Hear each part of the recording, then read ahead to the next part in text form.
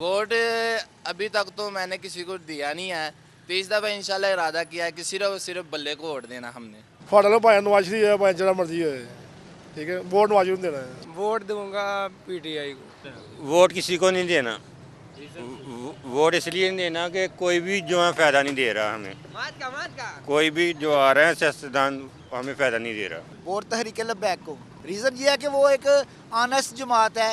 Vote non league को। ख्वाजा साहब ने काम बहुत करवाया सियालकोट में। वोट पीटीआई नवाज शरीफ होਰਾਂ ਨੂੰ पार्टी वाले ਨੂੰ बड़ा समाया कि ਹੁਣ ਮੇਰੀ ਸਾਰਾ ਨਵਾਂ ਤਜਰਬਾ ਕਰੀਏ।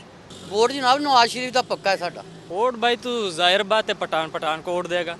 वोट मियां मोहम्मद नवाज शरीफ को, क्योंकि तरक्याती काम ही सारे उनके दौर में ही हुए हैं। ਅਸੀਂ ਇਹਨਾਂ ਨੂੰ ਮੁਸਲਿਮ ਲੀਗ ਨੂਨ ਨੂੰ ਖਾਸ ਤੌਰ ਤੇ ਵੋਟ ਨਹੀਂ ਦੇਵਾਂਗੇ, ਅਸੀਂ ਪੀਟੀਆਈ ਨੂੰ ਹੀ ਵੋਟ ਦੇਵਾਂਗੇ।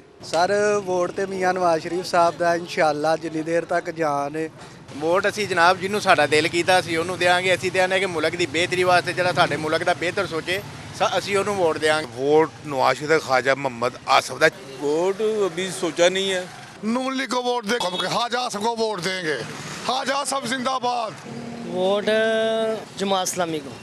जनाब नवाज शरीफ ख्वाजा आसफ को नहीं देना, असी है ही होते हैं। हम वोटिंग वाले थे तो पीटीआई को वोट लगाएंगे, शेर को तो हम मानते ही नहीं है। वोट शेर को। मेरा पीटीआई का वोट है। वोट जो अभी तो नवाज शरीफ को देंगे, हम शुरू से दे रहे हैं। वोट इंशाल्लाह पीटीआई का वोट है। वोट किसी भी इस्लामी जमात को। वोट नॉन लीग को करेंगे।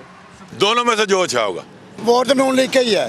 नॉन लीग का नवाज शरीफ जी शेर को देंगे। पीटीआई को देंगे वोट इंशाल्लाह ताला। नून लीग को नहीं जी, सारे नून लीग।